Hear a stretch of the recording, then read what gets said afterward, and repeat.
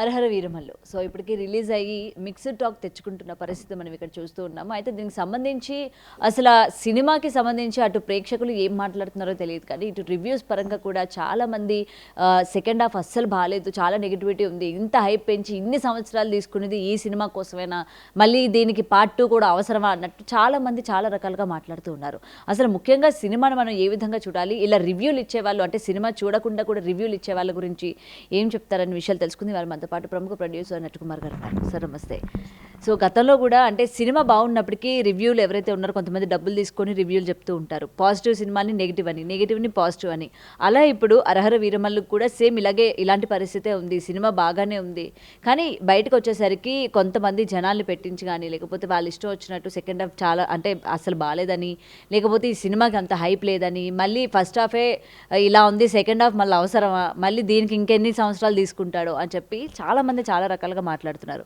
So ఏం చెప్తారు sir? చాలామంది ఏం మాట్లాడట్లేదు, వైసీపీలే మాట్లాడుతున్నారు. మళ్ళీ ఇది చెప్పొచ్చు కదా పేర్లు.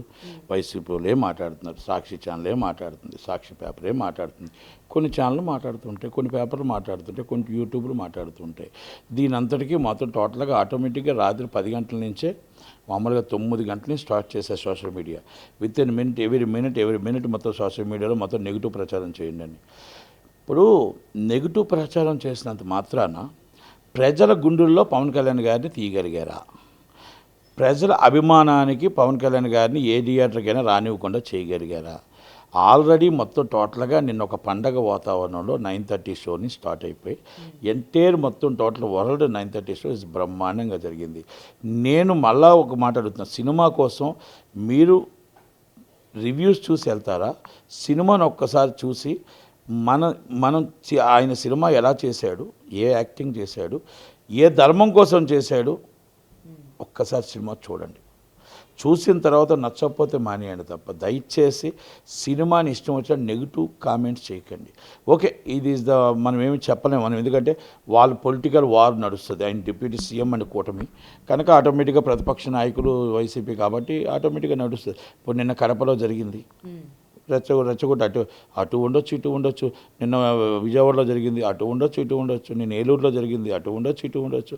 ఇవన్నీ నేను ఏమంటున్నానంటే, సినిమా థియేటర్లోకి ముందు సినిమాకి వెళ్ళి సినిమా చూడండి.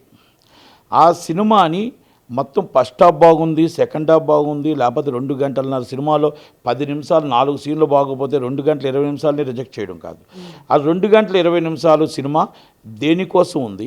దేశం కోసం ఉందా, మన హిందూ ధర్మం కోసం ఉందా, మనం సనాతన ధర్మం కోసం ఉందా, దేనికోసం త్యాగం చేశారు, దేనికోసం సినిమా తీశారు? ఈరోజు మన దేశం కోసం సినిమా తీశారా, ఆయన కోసం సినిమా తీశారా, మన ప్రజలకు అర్థమయ్యే విధంగా సినిమా తీశారా? రేపు 25 సంవత్సరాల తర్వాత మన దేశం ఫ్యూచర్ ఏంటి, ఆ ఫ్యూచర్ ఎవరు ఏలబోడతారు, ఎవరు మనం దెబ్బతింటాము, ఎక్కడ ఏముంటుంది? ఈ సినిమాలో మొత్తం టోటల్గా ప్రతి హిందూ చూడవలసిన సినిమా. బీజేపీ వాళ్ళు నెత్తి మీద వేసుకొని పెట్టుకొని ఈ సినిమాని తీసుకెళ్ళి చూపించవలసింది సినిమా. ఆర్ఎస్ఎస్ వాళ్ళు ఈ సినిమాని చూపించి మొత్తం టోటల్గా మన చరిత్ర ఏంటో చెప్పవలసిన సినిమా. ప్రతి విశ్వ హిందూ పరిస్థితి సినిమాని తీసుకెళ్ళి మన చరిత్ర చూపించవలసిన సినిమా. ఇది పవన్ కళ్యాణ్ గారు ఒక సాహసం చేశారు, దానికి వెల కట్టలేము. ఎందుకంటే ఆ ధైర్యం చేయడానికి పవన్ కళ్యాణ్ గారికి కావాలి హ్యాట్స్ ఆఫ్. అలాగే ఆ సినిమాని టేక్ ఓవర్ చేసి నిర్మాతగా చేసినందుకు ఏఎం రత్నం గారికి కూడా ధైర్యం కావాలి. ఆ ధైర్యం ఆయనకి, సినిమా చేసినందుకు ఆయనకి నిజంగా ఇద్దరికి కూడా చేతి దండం పెట్టాలి. ఆ సినిమాని నేనేమంటున్నానంటే ప్రతి ఒక్కరు ప్రేక్షకుల దగ్గర తీసుకెళ్ళండి, రివ్యూలు చూడకండి, నెగిటివ్లు చూడకండి, ప్రేక్షకుల దగ్గర తీసుకెళ్ళండి, ప్రజలను తీసుకుని వెళ్ళండి, ప్రజలను తీసుకెళ్ళి అవేర్నెస్ చేసి సినిమాని చూపించండి, సినిమా చూడమనండి. సినిమా చూస్తే జనాలకు అర్థమవుతుంది మనం ఎక్కడున్నాం, ఏ దేశంలో ఉన్నాం, రేపు రాబోయే పరిస్థితులు ఏంటి, రేపు రాబోయే మన దేశ పరిస్థితులు ఏంటి, స్థితిగతులు ఏంటి, అన్నీ మొత్తం టోటల్గా ఒక ధర్మం ఏంటి, ఆయన తీసే సినిమా ఏంటి, ఆయన నమ్మిన ధర్మం మీద వెళ్ళాడా లేదా అనేది ఒక్కసారి పవన్ కళ్యాణ్ గారి కోసం కనబడుతుంది. నేను పవన్ కళ్యాణ్ గారు ఒక సినిమా హీరో ఓరియంటెడ్ సబ్జెక్ట్ చేశాడు, ఆ సబ్జెక్ట్ కోసం వెళ్ళండి. నేను మళ్ళా అంటున్నాను, మీరు సినిమాని జన సైనికులు, మీరు మొత్తం టోటల్గా పవన్ కళ్యాణ్ గారి అభిమానులు, కూటమి అందరూ కలిపి మీరు గవర్నమెంట్ ఎలా లాస్ట్ ఇయర్ తీసుకురాగలిగారో ఇది ప్రతి ఒక్కరూ కూడా ప్రజల్లోకి తీసుకెళ్ళండి. ప్రజల కోసం మొత్తం టోటల్గా ప్రజల్లోకి ఈ సినిమాని తీసుకెళ్ళండి. ప్రజల్ని థియేటర్ కాడికి వచ్చి మీ పల్లెల్లో ఏ థియేటర్ ఉందో ఆ పల్లెల్లో థియేటర్ కాడికి వచ్చేటట్టు చేయండి. ఎందుకంటే సినిమా అనేది ఒక సబ్జెక్ట్ సినిమా, మంచి సబ్జెక్ట్ సినిమా, మంచి ఓరియంటెడ్ సినిమా. ప్రతిపక్షాలు ఎన్నో చెప్తూ ఉంటాయి, ప్రతిపక్షాలు ఎన్నో మాట్లాడుతూ ఉంటాయి, ప్రతిపక్షాలు ఎన్నో అబండాలు వేస్తూ ఉంటాయి, పట్టించుకోకూడదు.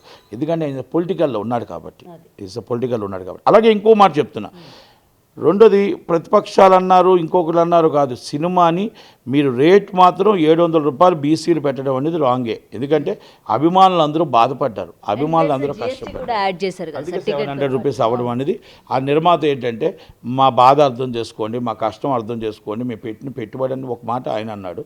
ఓకే, అది బడ్డన్గా పడింది. అభిమానులకు ఏంటంటే 700 రూపాయల టికెట్ అనేది బడ్డన్గా పడింది. మళ్ళీ 250 రూపాయలు 300 రూపాయల టికెట్ అనేది యావరేజ్గా వెళ్ళిపోయింది. కాబట్టి వాళ్ళ నుంచి బాగుంది కలెక్షన్స్. కనుక బెనిఫిట్స్ అనేది ఒక చరిత్ర సృష్టించింది. ఎవరో కన్వీని ఎర్నగా 930 షో బెనిఫిట్స్ మొత్తం టోటల్గా ఒక బేబస్ను సృష్టించింది. కనుక కలెక్షన్స్ నేను రికార్డ్స్ కోసం వాటి కోసం నేను అభిమాని కాదు. నేను ఒక సబ్జెక్టు, ఆయన మంచి సబ్జెక్టు ఎన్నుకున్నాడు. ఒక నిర్మాత కష్టపడి సినిమా తీశాడు. ఆ నిర్మాత ఆ సబ్జెక్టు ప్రజలందరూ చూసి ఆదరిస్తే ఆ నిర్మాత బయటపడతాడు.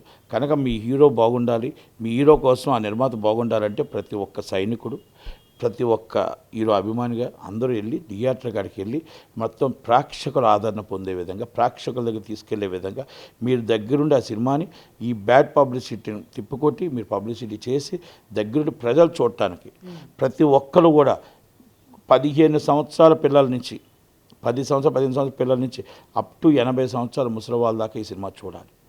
సబ్జెక్ట్ అర్థమవుతుంది. మన ఇండియా ఏమవుతుంది, మన దేశం ఏమవుతుంది, మనం మొత్తం టోటల్గా ఏ దేశంలో ఉన్నాం, మన హిందూ దేశంలో.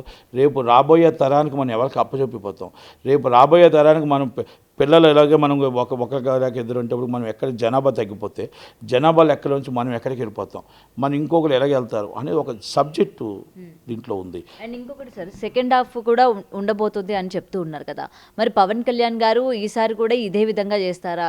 ఆల్రెడీ తను పొలిటికల్లోని చాలా బిజీగా ఉన్నారు కాబట్టి ఇప్పటికీ ఒప్పుకున్న ప్రాజెక్టులన్నీ క్లియర్ చేస్తూ ఉన్నారు. ఈ పార్ట్ 2కి వచ్చేసరికి కూడా ఇంకెంత టైం తీసుకుంటారో, ఇది కూడా ఈ విధంగానే చేస్తారా అన్నట్టు కూడా వాటిలో మనకు అవగాహన లేనప్పుడు మనం మాట్లాడకూడదు, వాటిలో డిస్కషన్ చేయలేను నేను. ఎందుకంటే ఆయన ఏ నిర్ణయం తీసుకుంటారో చేస్తారో చేయరో చెప్పలేరు.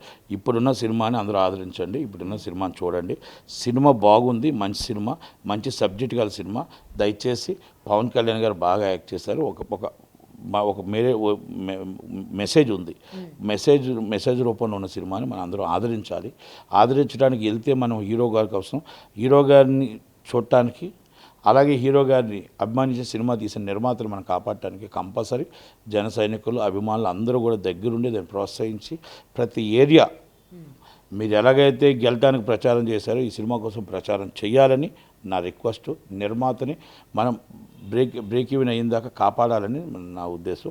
దయచేసి ఈ సినిమాని హిట్ చేస్తారని, ప్రతి ప్రేక్షకుడు సినిమా చూస్తాడని, ఇలాంటి తప్పుడు ప్రచారాలు నమ్మొద్దని చెప్తూ thank you very much. Thank you sir. For more videos like this, subscribe Big TV channel.